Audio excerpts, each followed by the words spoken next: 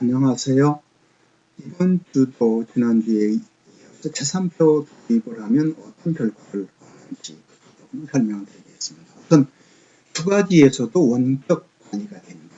이런 부분이 되겠습니다. 즉, 회장님이나 사장님이 휴가나 혹은 해외 출장 중에도 관리가 되죠. 가령 영업부에서 7월달 해산 목표가 58,000원인데 정산 결과를 보니까 53,000원이다. 이제 이런 경우죠. 그러면 회장님은 이제 칭찬 한마디만 하시면 됩니다. 좀 더 노력합시다.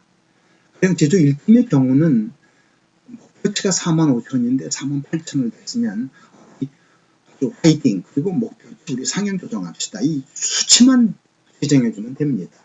제조 2팀도 마찬가지고 또 제조 3팀도 마찬가지고 또 제조 5팀의 경우는 이제 목표치가 36,000인데 올해 해산지수가 7월달 해산지수가 32,000이 되면 좀 더 노력합시다. 격려만 하면 됩니다. 그래서 가령 7월 목표가 4만이고 현재 해산지수가 41,000이면 2.5%가 초과 달성된 거죠.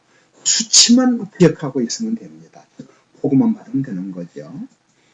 그러면 정말 잘했어요 라고 우리가 이야기만 해주면 되는 거고, 가령 불량품이 나왔다, 자재 수급이 잘 안 됐다, 결근이 많다, 이런 걸 등등 목표 달성의 부진의 원인을 설명할 필요도 없고 들을 필요도 없습니다. 알아서 하는 거니까요. 해산지수는 1인당 얼마나 벌었느냐, 즉 매출에서 비용을 뺀 값이죠. 그리고 그걸 총 노동시간으로 나눠서 1인당 시간당 부가가치를 얘기하는 거죠. 이것은 해산지수 혹은 생존지수라고도 우리가 얘기할 수 있습니다. 즉 인건비에서 인건비 부분을 뺀 것은, 비용에서 뺀 것은 인건비는 고귀한 별도의 가치 기준으로 보고 있습니다. 이건 아주 중요한 부분이 되겠습니다. 제조부서가 핵심이죠. 제조부서가 고객이 주문한 금액의 90% 이상을 제조부서가 사용합니다.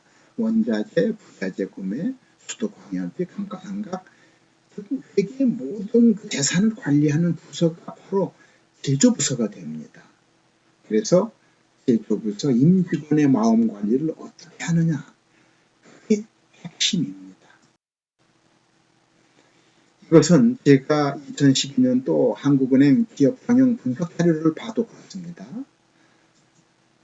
변동비를 차지하고 있는 매출의 원자재, 부자재 부분, 그리고 기타 경비료, 이것이 변동비 부분들인데 이게 90%가 넘습니다. 그리고 인건비 부분은 고정비 부분이 되겠습니다.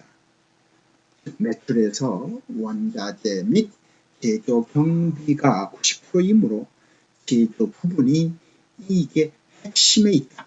이걸 우리는 알 수가 있습니다. 영업부도 재산지수로 관리가 됩니다. 즉 고객으로부터 주문 금액을 받았다면 영업부의 관리비를 뺀 값을 생산 제조부서로 넘기죠. 약 대충 90%를 넘깁니다. 물론 여기서 보통은 서로 합의가 이루어져야 됩니다만은 아메바에서는 생산부서가 영업부에게 관리비를 주는 그런 방식을 현재는 혜택하고 있습니다.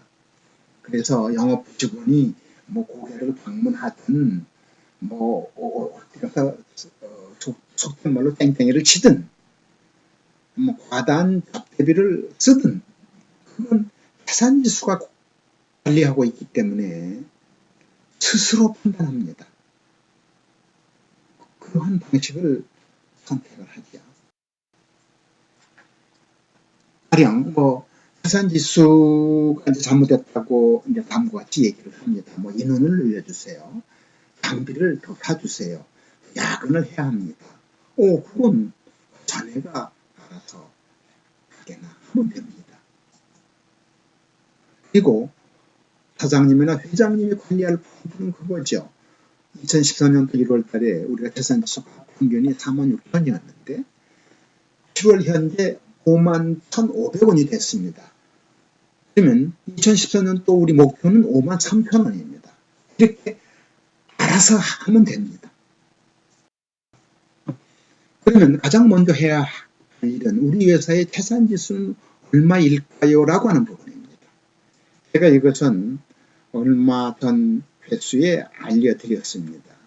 보통 2만 원에서 한 5만 원대로 보여집니다.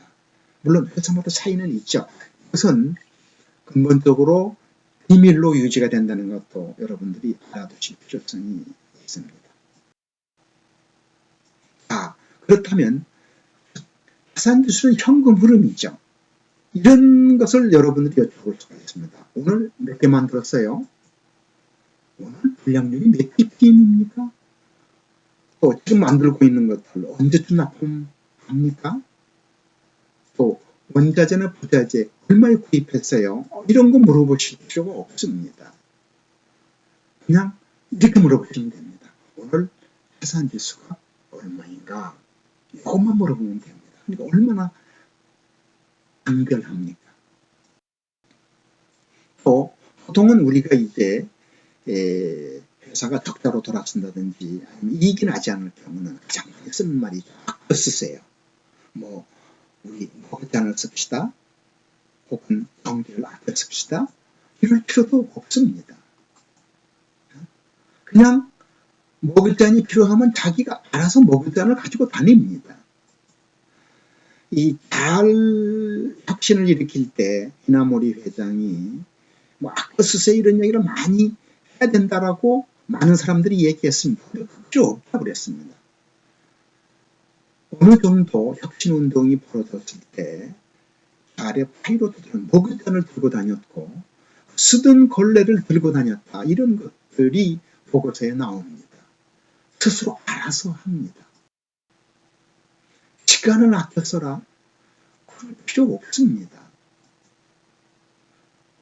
즉 매출에서 비용을 빼서 이걸 총 노동시간으로 나눠버리니까 시간을 아껴야 된다는 걸 스스로 압니다. 개미처럼 일하죠. 냉정해 보입니다. 그러나 모든 판단 기준은 돈을 번 수치이고 그 기준이 명확하고 공평합니다. 바로 이것이 태산표의 핵심입니다. 다음 편은 태산표의 회계 원칙편을 설명드리도록 하겠습니다.